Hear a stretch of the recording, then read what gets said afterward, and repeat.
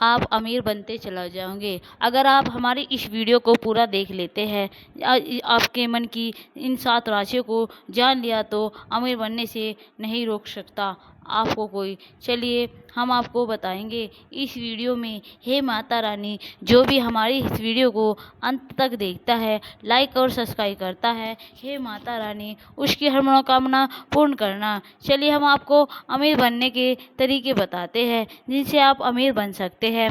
चलिए दोस्तों, जिसने भी अपने मन की शक्तियों को भीतर से जान लिया, उसने अपने मन जीवन को बहुत ही कम समय में बदल दिया। इस दुनिया में बहुत ही कम लोग होते हैं जिन्हें अपने मन की शक्तियों के बारे में पता होता है। और जिस इंसान को अपने मन की शक्तियों के बारे में नहीं पता होता, उसके लिए मन की शक्तियों के बारे में जानना ऐसा होता है जैसे कि आज से 100 साल पहले तक किसी से मोबाइल के बारे में बात करना। वह विश्वास ही नहीं करेगा कि मन से कोई शक्तियाँ भी होती है।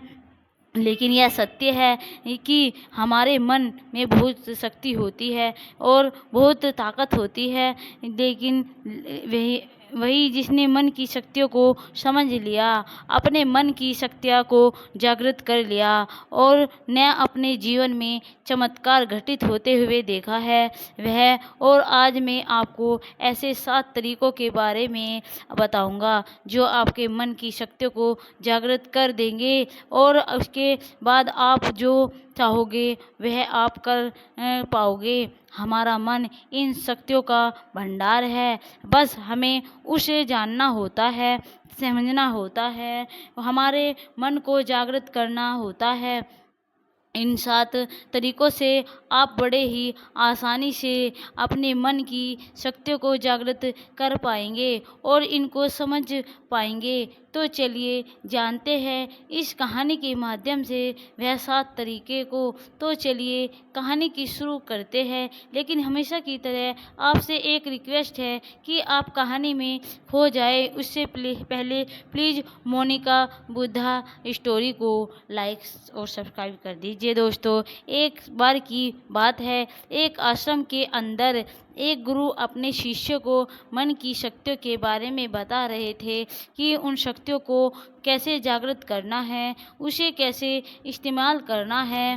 और वह गुरु बहुत ही आत्मज्ञानी थे, उनको अपने मन की शक्ति के बारे में पूरी जानकारी थी। शिष्यों को ज्ञान देते हुए बहुत दिन हो चुके थे, लेकिन शिष्यों को अपने मन की शक्तियाँ ज्ञान नहीं पा रहा था और उनको पता ही नहीं चल रहा था कि गुरु की बातें हमें समझ क्यों नहीं आती। और बहुत सारे शिष्य तो गुरु की नकल भी करते थे ताकि वह गुरु जैसे चमत्कार कर पाए और उनकी तरह ही उन शक्तियों का जान पाए, लेकिन वह उनसे भी असफल हो जाते थे। और वही गुरु इस बात का पता था कि शिष्यों के मन में संदेह आ रहा है और उनको लग रहा है कि मन की शक्तियाँ होती ही नहीं है। और लेकिन गुरु भी सही समय का इंतज़ार कर रहे थे। उसी आश्रम के अंदर एक आनंद नाम का शिष्य रहता था, वह जो उन शक्तियों को जानने के लिए बहुत ही उत्सुक था, इसलिए वह अपने गुरु की नकल करने लग गया था। जैसा गुरु करते थे वैसे ही वह करने लगा था। और एक दिन जब गुरु नदी पर नहाने गए तो वह शिष्य भी गुरु के पीछे पीछे चल पड़ा और गुरु को भी यह पता था कि आनंद मेरी नकल कर रहा है, लेकिन गुरु ने आनंद को रोका नहीं। आनंद अपने गुरु के पीछे पीछे गया और जहाँ गुरु नहाते थे वह चुपके से उसी घाट पर नहाने को बैठ गया। और फिर नहाने के बाद गुरुजी एक पहाड़ी पर बैठकर ध्यान किया करते थे। वो भी उसी पहाड़ी पर बैठकर ध्यान करने लगा और ध्यान करते करते आनंद ने अपनी आंखें खोली और अपने गुरु को देखा। तो गुरु के चेहरे पर एक अजीब सा तेज था, वह बहुत ही गजब का तेज था। तभी आनंद के मन में यह बात बैठ गई कि कैसे भी करके उसको गुरु से यह शक्तियाँ लेनी है और उन सत्य को जानना है और मुझे भी गुरु की तरह ही बनना है। तब देखो तो गुरु जी कितने तेज प्राप्ति लग रहे हैं। ऐसा लग रहा है जैसे कि चाँद धरती पर आ गया हो। तभी गुरु को भी इस बात का आभास हुआ कि आनंद मुझे घूर रहा है और तभी गुरु ने अपनी आँखें खोली और आनंद से कहा कि मुझे पता है कि तुम मेरी नकल कर रहे हो और लेकिन बच्चा, नकल करना तो बंदरों का काम होता है। उस बंदर की योनि से ऊपर उठ चुके हैं हम, ऊपर उठ चुके हैं तभी तो हम इंसान बन चुके हैं। तो तुम भी अब इंसान बनो, बंदर की तरह नकल करना बंद करो। और तभी आनंद थोड़ा डरते हुए कहता है, गुरुदेव, मैं आपकी नकल इसलिए कर रहा हूँ क्योंकि मुझे आपकी तरह बनना है। मुझे यह पता है कि आपको सारी मन की शक्तियों का ज्ञान है। आप इतने दिनों से हमें बता रहे हो कि लेकिन हम कुछ समझ ही नहीं आ रहा है।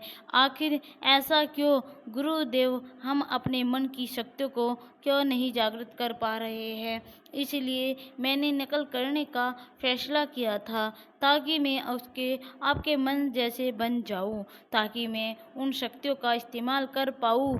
तभी वह गुरु कहते हैं, ठीक है बच्चा, तो सुनो, इंसान अपने मन की शक्तियों को इसलिए नहीं जान पाता क्योंकि वह एक बहुत बड़ी गलती करता है और वह विचारों की तरह गलती। गुरुदेव कहते हैं कि मैं तुम्हें समझाता हूँ लेकिन यह बात तुम्हें 1 महीने के बाद पता चलेगी और जैसा मैं कहता हूँ वैसा ही करना होगा।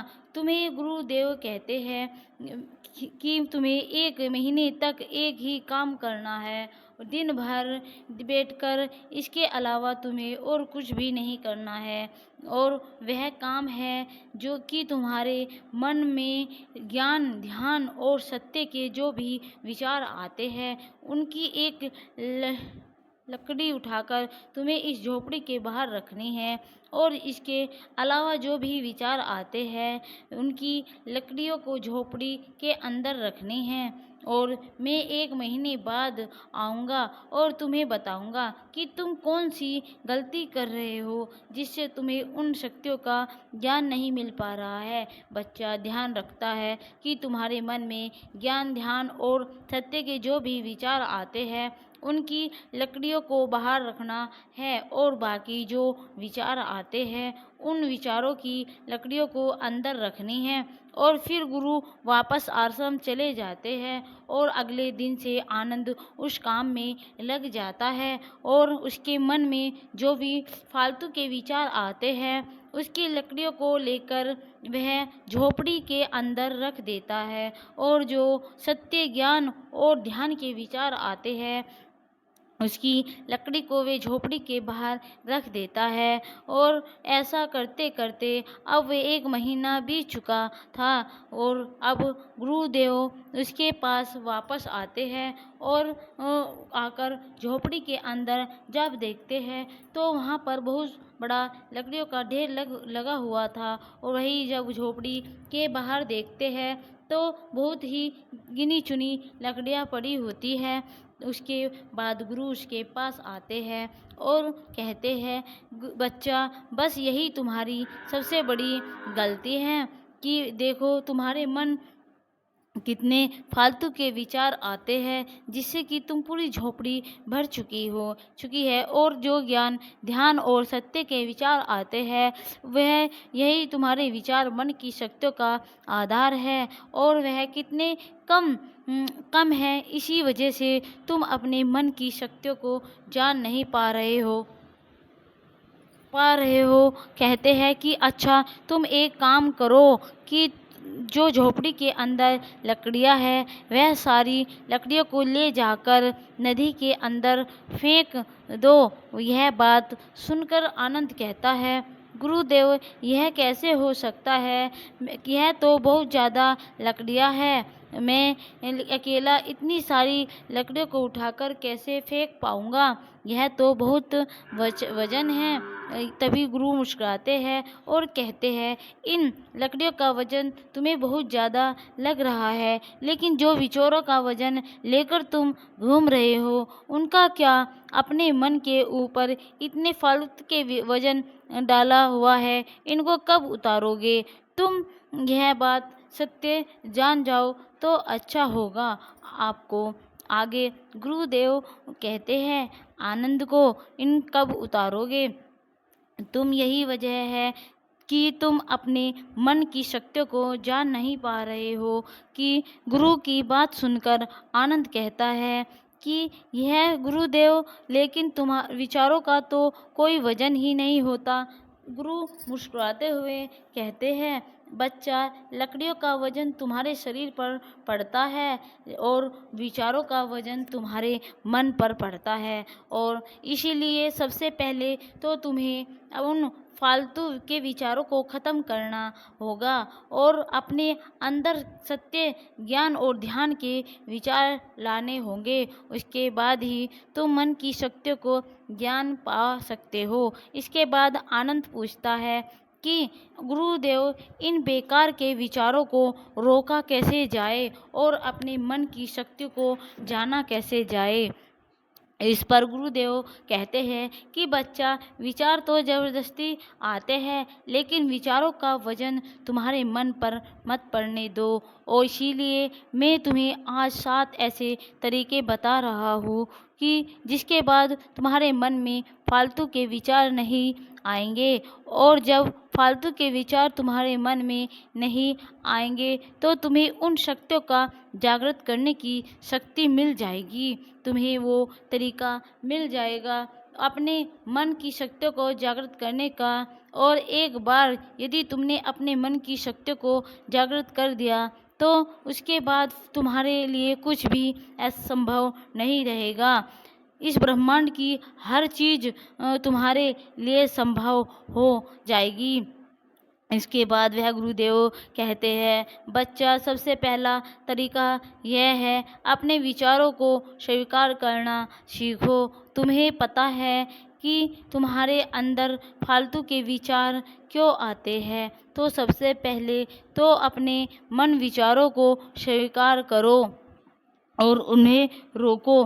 फिर यदि तुम उन विचारों को रोकने की कोशिश करोगे तो यह विचार ज़्यादा तुम्हारे अंदर आएंगे, वह कभी रुकेंगे नहीं। इसलिए जो विचार आते हैं उन्हें आने दो, और जैसे वह विचार आते हैं वैसे चुप रहो। वैसे ही उन विचार आते हैं तो हमारे चेतन मन से आते हैं, और जब वो विचार आकर चले जाते हैं तो हमारा चेतन मन शांत हो जाता है।